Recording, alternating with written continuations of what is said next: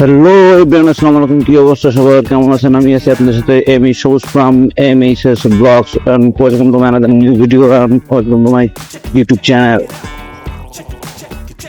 So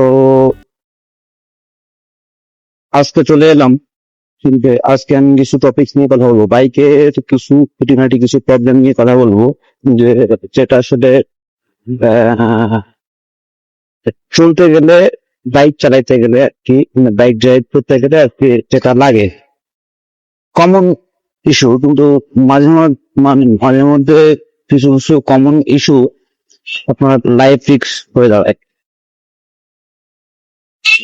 তো এখন থেকে কিছুদিন আগে আমার অ্যাক্সিডেন্ট হচ্ছিল আর কি। মানে একবার না, কয়েকবার করে আমি অ্যাক্সিডেন্ট হওয়ার মানে একটা সম্মুখীন হবো।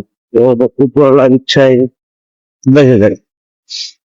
সো আমরা যে বাইকের যে প্রবলেম গুলো আছে, এগুলো যে আমরা একটু সচেতন হয়ে যদি বাইকের কাজ গুলা করাই বা যদি বাইকটা ঠিকঠাক রাখি, তাহলে কিন্তু আমাদের এই ধরনের সমস্যার সম্মুখীন আমাদের কিন্তু হতে হয়। এট ফার্স্ট আমরা যে বাইক চালাই, আমাদের বাইক কিন্তু আপনার মানে থাকে না। মানে আমরা অনেকে কিন্তু বাইক চালাই, ম্যাক্সিমাম কিন্তু এখন তো বাইক হচ্ছে আপনার যে আহ, মানে বাইসাইকেলের মতো হয়ে গেছে। এখন ম্যাক্সিমাম ফ্যামিলিতে আপনার জরিপ করে দেখেন যে আপনার মিনিমাম বাইক আছে, পাওয়া যায়। যাই হোক, ওই টপিক্সে না যায়, এখন যে টপিক্স নিয়ে কথা বলতেছিলাম সেই টপিক্স নিয়ে কথা বলি। সো বাইকের যে খুঁটিনাটি যে প্রবলেম গুলো, তার মানে তার ভিতরে সব থেকে মানে মোস্ট ইম্পর্ট্যান্টটা হচ্ছে আপনার দুই চাকার হাওয়া। যদি দুই চাকার হাওয়া অ্যাডজাস্টেবল না হয়, সেক্ষেত্রে কিন্তু আপনার লাইফ মানে চরম বিপদের সম্মুখীন হতে পারে এটাই। যেমন ধরেন, এই যে এই বর্তমান যে রাস্তাগুলো হচ্ছে ঢালাই রাস্তা, পিচের উপর মানে পিচ বাদ দেওয়ার পরেও, মানে এই যে পিচের যে রাস্তা, পিচের রাস্তার পরেও আপনার প্রতিটা বাজারে আপনার ঢালাই রাস্তা করে দিচ্ছে। সিমেন্ট বালু দিয়ে যে ঢালাই রাস্তা করতেছে, ওর যে আপনার দুইটা মানে 1 by 1 সিস্টেমে করছে আর কি। তো চলেন সামনে, সামনে একটা বাজার আছে, সামনের বাজার থেকে দেখাবো সে রাস্তাটা। তবে হ্যাঁ, যদি আপনার বাইকের দুই চারটা হওয়াটা কম থাকে, অ্যাডজাস্ট না থাকে, সেক্ষেত্রে আপনি কি ঝামেলায় পড়তে পারেন। তো দেখা সত্যি। এই যে দেখ, এই যে সামনে এই যেটা আসতেছে, এই যে বিট, মাঝে যে বিটটা রেখে দিছে, দেখেন বাইক কিন্তু আড়াই টানে, দেখছেন?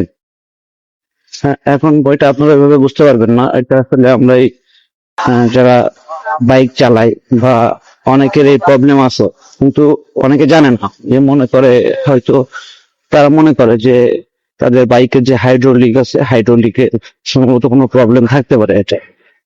সো এটা শুধুমাত্র যারা মনে করে এরা না, আসলে এরা অনেক যে গ্যারেজ মেকানিক আছে আমাদের অঞ্চলে, যে গ্যারেজ মেকানিক গুলো আছে, ম্যাক্সিমাম গ্যারেজ মেকানিক গুলাই জানে মানে বাইকটা আপনার হচ্ছে আর কি সঠিক ওয়েতে না চালিয়ে আপনি একটা গ্যারেজে বাইক নিয়ে ঢুকবেন, তখন হচ্ছে আপনার হুট করে বলে দিবে যে, যদি আপনি আপনার এই প্রবলেমের কথা জানান, তখন আপনার হুট করেই বলে দিবে যে বাইকের পিছনে যে দুইটা সাসপেনশন থাকে, ওই দুইটা সাসপেনশন আসলে নষ্ট হয়ে গেছে বা কোনোটা হাওয়া নাই। So আসলে যারা দক্ষ যারা আছেন, এরা অনেকেই জানেন যে বাইকের হাওয়া কতটা জরুরি, বাইক রাইড করতে গেলে আসলে কতটা জরুরি।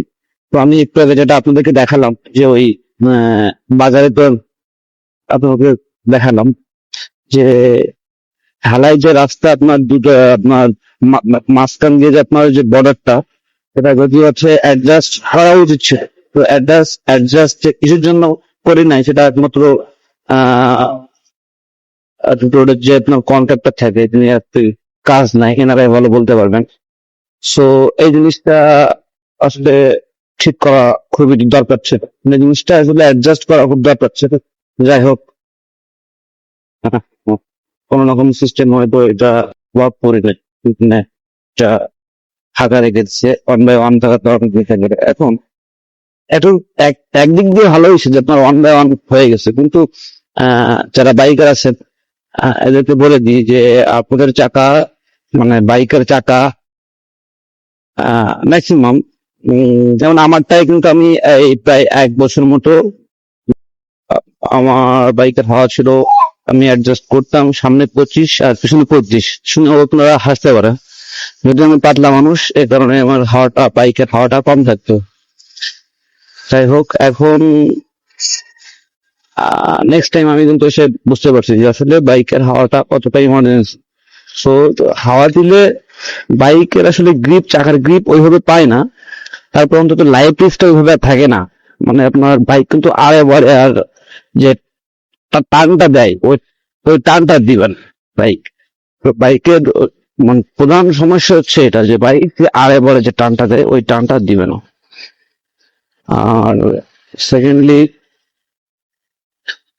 বাইকের যদি হাওয়া কম থাকে গ্রিপ পাওয়া যায় মোটামুটি, আপনি বাইক কন্ট্রোল করতে পারবেন, বাট আপনার বাইক যদি আপনি জোরে কন্ট্রোল, জোরে ড্রাইভ করে বা আপনার 60-70 স্পিডে যদি 70 স্পিডে যদি আপনি ব্রেক দেন, সেক্ষেত্রে কিন্তু আপনার পিছনের চাকা স্লিপ করতে পারে। আর এই যে আমি যে এখন যে 80 রাস্তা মানে ড্রাইভ করতেছি, এটা আপনাদের দেখানোর জন্য আর কি এটাতে আসলাম, আসলাম। এই যে আহ, এই যে কিছুদিন আগে আমি বাইক এই এই রাস্তায় চালানোর সময় আমি বাইক যাচ্ছি, আমার সামনে হাওয়া কম ছিল, পিছনে একটু হাওয়া বেশি ছিল, যার কারণে হাওয়াটা অ্যাডজাস্ট না থাকার কারণে কিন্তু আমার বাইকের চাকা সামনেটা ঠিক আছে, পিছনের চাকা, পিছনের যে চাকাটা এটা কিন্তু মানে টোটালি একদিকে, মানে রাস্তার মিডিল বরাবর থেকে আরেকদিকে নিয়ে গেছে, কিন্তু আমি তো হঠাৎ বুঝতে পারিনি তার সাথে প্রবলেমটা কি।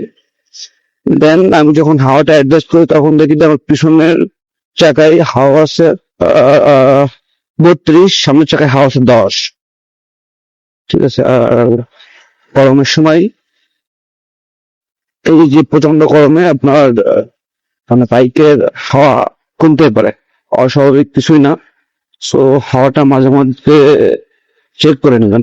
আর তার থেকে বড় কথা হচ্ছে যে যখন আমরা লং এ যাই বা দূরে কোথাও যাই, তখন অবশ্যই আমরা হাওয়ার গ্রিপটা, মানে হাওয়াটা যাতে চেক করে নিতে পারি যে দুই চাকার হাওয়াটা আসলে কত আছে। সো চাকার হাওয়া কম থাকলে কিন্তু আপনার মাইলেজও কম দিবে।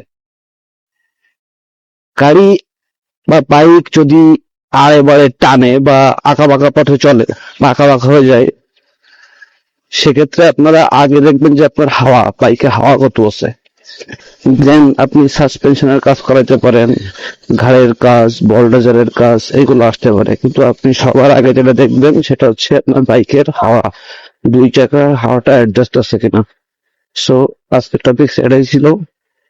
বাসা থেকে আসতেছিলাম, ভাবতেছিলাম যে আসলে কোন টপিক নিয়ে কথা বলা যায়, সো এটা নিয়ে কথা বললাম। আর আজ এ পর্যন্তই, সামনে আবার দেখা হবে ইনশাল্লাহ। সবাই ভালো থাকবেন। আসসালামু আলাইকুম।